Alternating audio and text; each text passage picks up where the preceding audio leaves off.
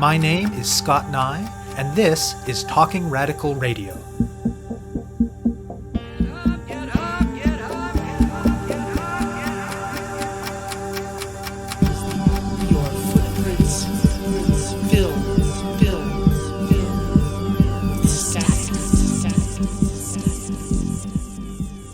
We need to have better conversations in Canada with their elected officials about how we as a country behave internationally. There is no space between the foreign policy of Freeland and Trudeau and the foreign policy of Trump, Biden, or Obama in Latin America. That's the voice of Matthias de Dovitis. He is today's guest on Talking Radical Radio.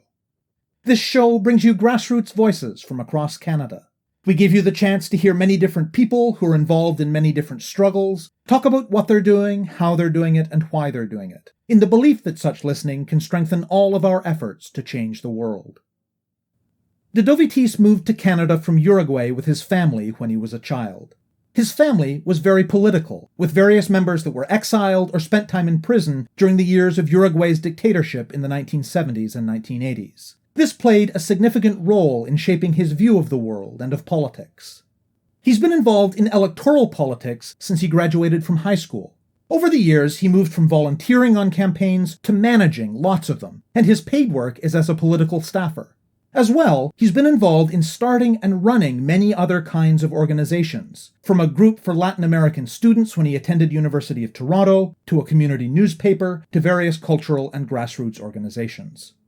In today's episode, he'll be talking about one of those organizations, the Canadian Latin American Alliance. According to their website, they aim to use public education and advocacy to support, quote, the development of a relationship between Canada and Latin America that is based on principles of democracy, self-determination, and the defense of human rights, end quote. It's nothing new for critics of Canada's role on the world stage to point out that the myth of Canadian benevolence that informs so much liberal and left nationalism has never matched this country's actual actions. In the context of this larger pattern, de Dovitis argues that in recent decades, Canada has become much more aggressive in pursuing an agenda in Latin and Central America that supports the interests of Canadian corporations, especially mining and other resource extraction industries, and that is often hostile to democracy, progressive politics, and human rights. Describing Canada as, quote, predatory in its actions in support of Canadian corporations, he continued, quote, we utilize our resources and our political influence to undermine democratic political discourse in many other places that we own capital assets collectively as a country. We do bad things that lead to people being killed and tortured and persecuted and fired and things like that, end quote. Key moments have included Canada's active support for coups in Haiti in 2004, Honduras in 2009, and Bolivia in 2019. It includes long-standing hostility towards the government of Venezuela and economic sanctions against both Nicaragua and Venezuela. De Dovitis particularly points towards the leading role played by Canada in the so-called Lima Group, a consortium of Canada plus governments from the region, particularly right-wing governments, that has mostly focused on pushing for a regime change in Venezuela. The founding of the Canadian Latin American Alliance took place in early 2020. The plan was to launch it with a major in-person fundraiser, but the COVID pandemic quickly made that impossible and changed the trajectory of the group. Over the year and a half since, their work has mostly involved doing a series of webinars featuring activists, Canadian parliamentarians, and dignitaries from various Latin American countries.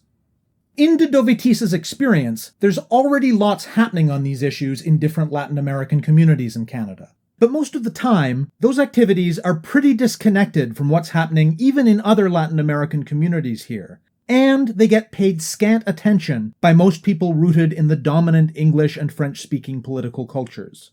The goal of the Alliance, then, is not to replace all of that work, but to amplify it, and thereby reach a larger audience with their pro-democracy, pro-self-determination, pro-human rights message. As it becomes possible to hold offline events, de Dovitis hopes that the Alliance can expand its work to build bridges within and across various Latin American communities, and also with other diasporic communities that are also harmed by Canada's actions around the world. Ultimately, they will continue to pressure the Canadian government to leave the Lima Group, to stop interfering in the internal affairs of other countries, to stop the use of economic sanctions, which mostly end up hurting ordinary people, and to do more to make Canadian corporations respect the rights of workers, communities, and Indigenous peoples around the world. I speak with de Dovitis about the Canadian state's orientation towards Latin America and about the Canadian-Latin American Alliance. My name is Matthias de Dovitis. I lived in Canada for most of my life. Came here when I was a kid. Came from Uruguay. My family was very political. Many of my family members were exiled, spent time in prison over a right-wing dictatorship in the 80s. And some of my first memories in life are some of the activities and some of the things that my parents were involved with. So when I came to Canada, I was very involved in politics at different levels of activism, whether electoral politics or work around the Latin American community. And that has had a significant impact on how I see politics and how I see Canada. Since graduating from high school, I've been involved in electoral politics. I've managed campaigns. I've done training for probably thousands of volunteers. I train other campaign managers. I think electoral politics is the way to make the most significant impact in society. My first real experience organizing wasn't electoral politics per se, but I helped to start the organization Latin American Students at U of T. Created a network of organizations throughout a number of different campuses. From there, I sort of gained a real interest in being able to organize people. So I've set up a number of organizations throughout my life. I've helped to start a local newspaper. I've helped to start cultural organizations. I've sat on the board for a number of different things. One of the proudest things I've done, I've helped to start an organization that works with Latin American students. Unfortunately, Latin American kids in Canada have some of the highest dropout rates, the lowest rates of post-secondary attendance of any ethnic group. So for a number of years, I've worked with an organization called Conocer, and more recently, with a number of other Latin American activists, we started an organization called the Canadian-Latin American Alliance to try and increase the level of political conversation around Latin America in Canada, because Canada has grown its influence and its impact in a really negative way in the last 5-10 years in the continent. And I think we need to do a better job of demonstrating values of democracy and defending human rights abroad. It's something that we think we do, but that in fact we don't. So what were the political moment and the set of conversations that the Canadian-Latin American Alliance emerged from? Canada has not historically had a real significant footprint in Latin American politics. Really only in the 70s did the foreign ministry within Canada start looking at having a dedicated policy with Latin America and things like that. But not like a real big footprint. It was really hard work that sort of honed in on the need of Canadian businesses to have better access to Latin American markets, particularly the mining industry. Canada owns about 2/3 of all major international mining companies. So we are a significant power broker in terms of worldwide mining enterprises. Many of them are in Latin America. And Harper's neoliberal policies that were set up earlier in the century are still in place. The entire bureaucracy in Canada now is pro-regime change in Venezuela. This is a very distinct change in policy from earlier, which is more laissez-faire and sort of, for example, with Cuba, where we actually took a very different approach to our politics than, say, the US. You look at the difference between how Trudeau Sr. treated Cuba versus how Trudeau Jr. is treating Venezuela. We have an embargo on Nicaragua. Look at how we treated Haiti earlier on, before Harper, but still. So there's been a gradual shift towards a policy that was sort of syncretized through the creation of a group called the Lima Group. The Lima Group was basically a coalition of right-wing governments in Latin America and Canada that were set up with the express purpose of changing the regime in Venezuela.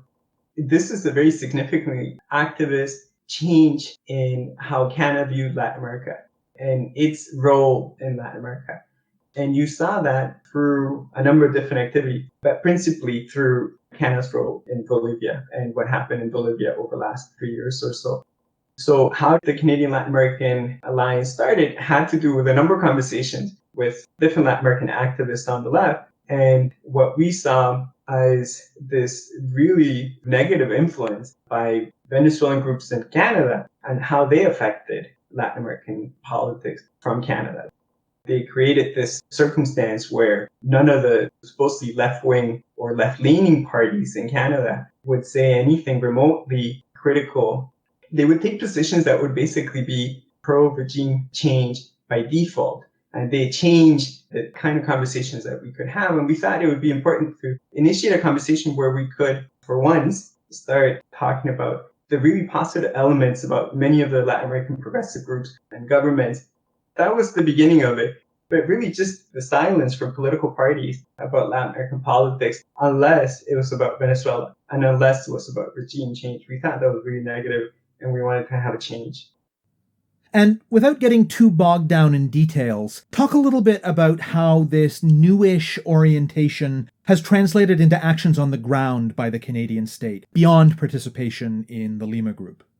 One of the most significant tools to have been started to be used by right-wing governments in the Western world over the last 20 years or so was the use of economic sanctions to do war by other means. So you have the US and their very infamous now economic sanctions on places like Iraq and, the thousands of lives that cost before the second war in Iraq. But then Canada also has sanctions on a number of different countries throughout the world. Two of them are in Latin America. Venezuela's one, Nicaragua's the other.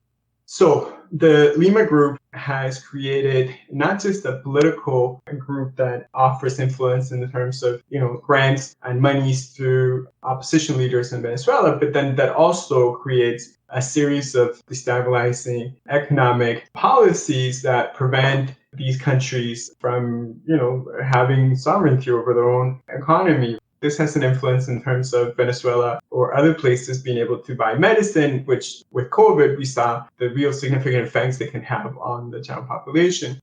The problem with this at a fundamental level is that when we as Canada start trying to determine the leadership of other countries in the way that we're doing through the Lima Group, we undermine the premise of sovereignty, democracy, and human rights in other countries. One of the fundamental values of rural democratic choice is that citizens within a country should choose their own leadership. Canada's undermining this and doing it in a number of different ways. From Canada, we give millions of dollars to supposedly development work in other countries, but some of it lately has gone to opposition groups in different countries, primarily in Latin America and Venezuela, very similar to what the US has done for decades. And the countries that were originally in the Lima Group were very, very far right-wing governments. You're talking about Bolsonaro, who's been accused of genocide on a number of different levels in Brazil, with the indigenous people in Brazil, with a number of different actions that happened through COVID. You're talking about the government in Honduras. The brother of the president of Honduras is in prison right now, arrested by the DA for drug trafficking. The government in Chile, the government in Chile just lost a massive referendum and underwent all kinds of protests. More people protested the current government in Chile than voted in the last election. The government in Peru has gone through a number of different presidents, and we just had an election, and that government is no longer there because the new president has pulled them from that group. Same with Bolivia. You're really down to a handful of right-wing governments that are, in many cases, the culprits of the worst human rights violations in the continent. So Canada has done very specific things to aid and give cover to some of these right-wing human rights violating governments in Latin America. And you see that in Colombia today, like dozens of people, hundreds of people killed really over the last month or so over a number of strikes. It's a really terrible situation. And I think a lot of people in Canada don't realize just exactly how much influence Canada has had in providing political cover, in providing economic assistance, in selling weapons, and in providing trade and resources for these governments to be able to continue to do some of the really terrible things they're doing. How did the alliance take shape, and what has it been up to? Like many things over last year, COVID has really changed what we were planning to do. I remember we were planning our first fundraising event around February and March of last year. And of course, that didn't end up happening because of COVID. We started to create a number of different Zoom webinars. We've had about 8 or 9 different members of parliament from Canada participate. We've had different dignitaries from Latin America participate. Former foreign minister from Ecuador, a number of Colombian parliamentarians, including some of them may end up being the Colombian president if they have free and fair elections in Colombia. and really to serve as the conduit for a lot of organizing that was already happening. One of the things that we identified is that many of the activism activities that are happening in Canada, in the Latin American community, have been really in silos where you have different communities that are not really interconnected and are not connected to the larger Canadian political landscape. And this has to do with the fact that, we come from different countries. We have different interests. And unlike, say, the Tamil community in Canada, that's very much from one place, speaks one language, and has very similar politics and history, we all come from different places. In Latin America, we're talking about a number of different immigration waves from different countries for different reasons.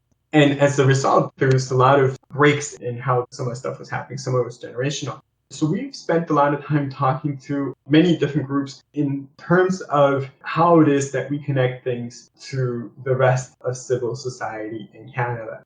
You do what you're doing. You continue to organize. You continue to do that important work that you're doing. We won't replicate what you're doing. All we're going to do is we're going to try and put a megaphone in front of you so that other people can hear you as well. Translate what we need to and have conversations in the languages that we need to. So, for example, a webinar yesterday with a number of parliamentarians from Canada and Colombia, and it was held in Spanish and French. It was simultaneous translation.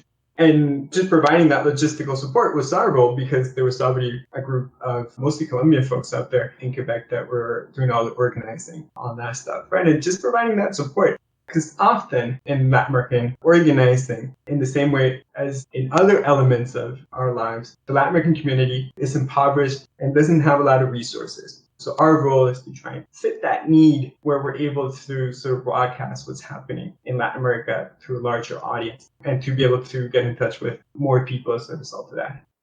What's been involved in that process of building relationships and bringing disconnected contexts together? One of the things that we've had to deal with internally is to come to terms with the fact that you're dealing with a lot of trauma from different groups. So different groups sometimes don't talk to each other, don't work well internally and things like that. When you're talking to some of the activists and some of the different roles that they play, you have to understand that some of these people were the victims of torture. Some of the people that you're there are the survivors of tremendous violence.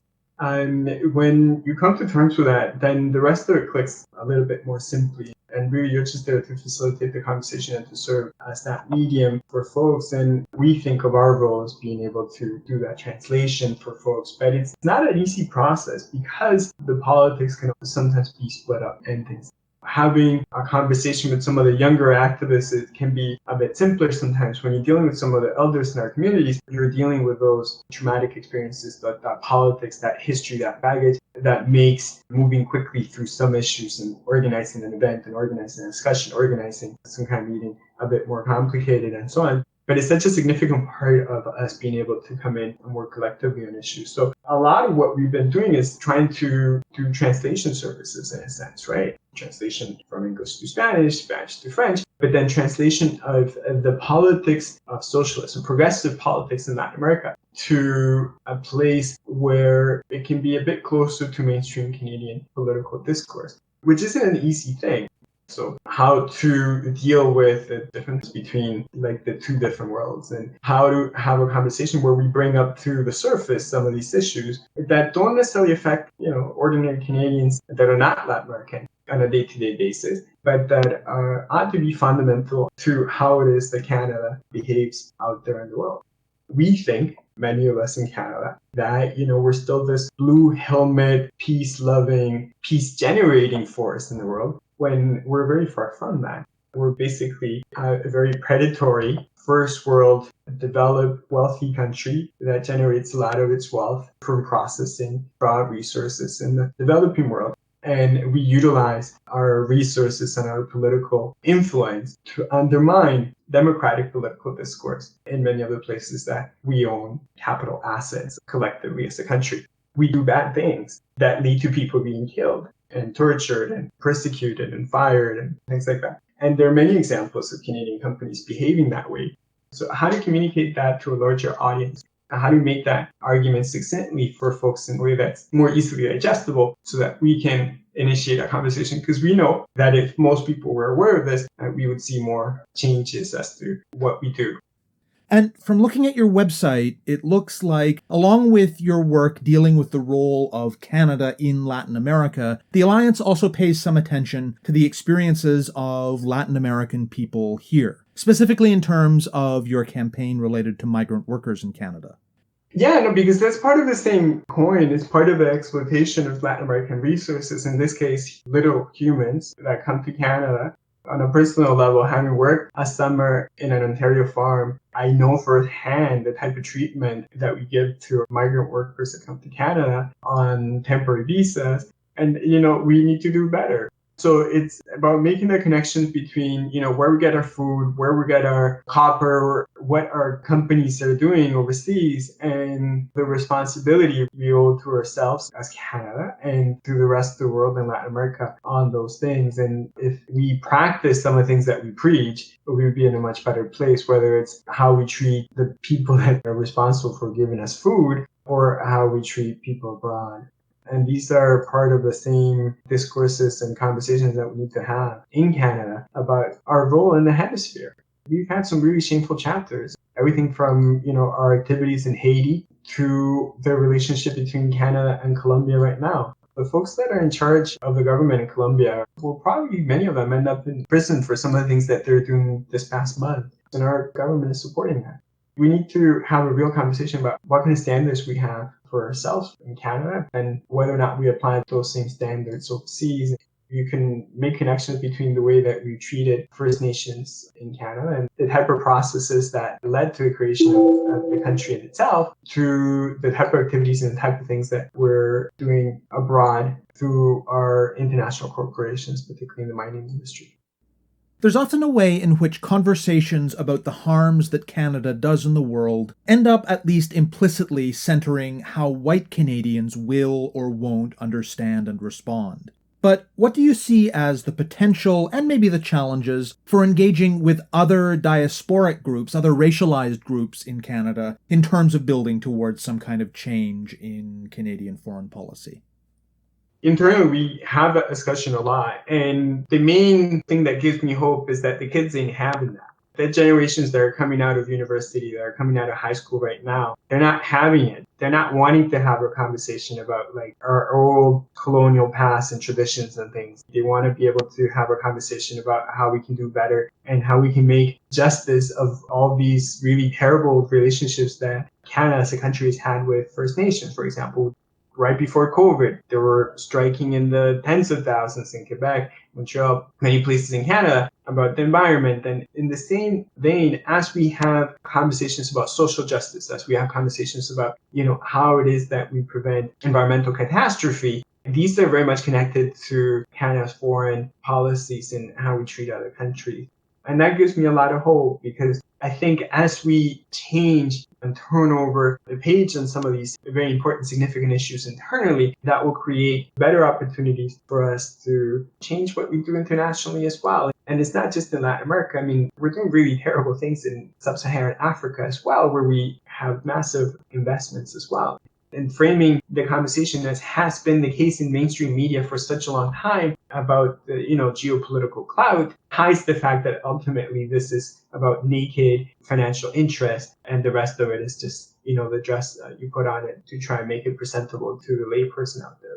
One of the things that we really want to look to do over the next year, and it's very much high on our list, is being able to start collaborating with other groups that find themselves organizing in their own community silos as well, whether it be the Iranian community or some of the other communities out there that see themselves as being sort of targeted unfairly by Canada's foreign policy and some of its financial ramifications. But really to create a collective of progressive-minded groups out there around some of the different diaspora groups. And I think that's going to be top of mind because, whether or not we're doing it, we know that on the other side, those alliances exist, whether it's a collaboration from right-wing groups on issues in the Middle East or other things like that. We need to get our act together and start working collaboratively because we know that most people will be on the right side on most of these issues, right? Why would you prevent some child in Venezuela getting medicine? How is that going to create a better world?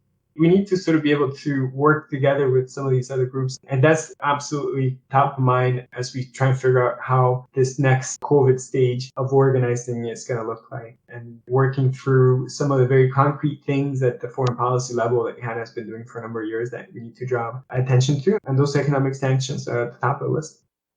It might be hard to boil this down because, like we've talked about, Latin America is a large and diverse region. But to the extent that you can, what are the key changes that the Alliance would like to see in how the Canadian state relates to Latin America?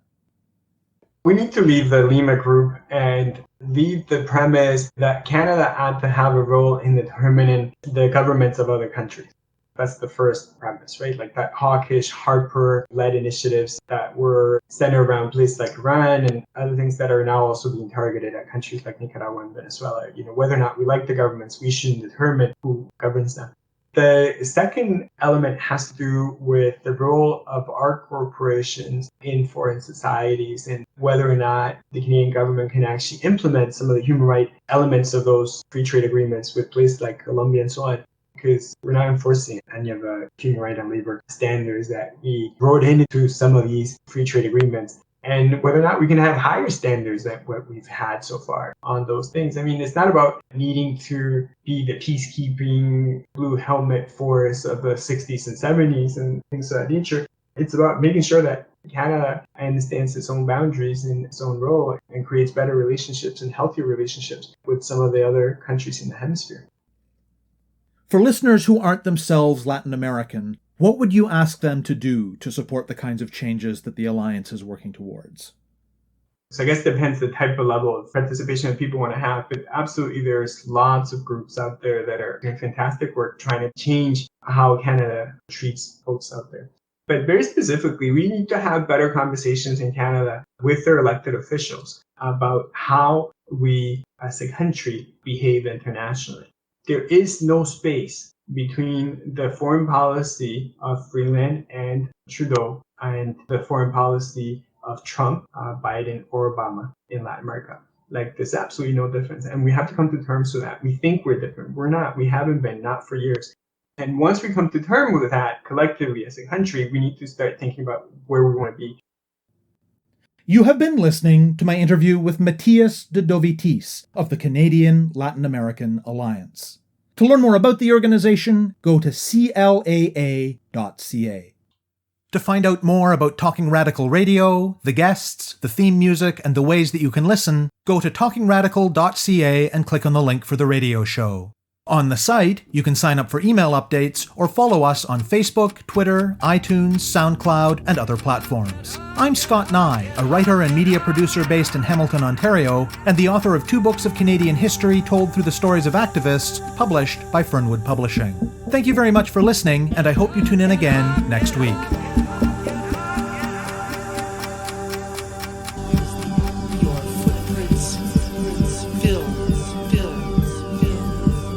Static.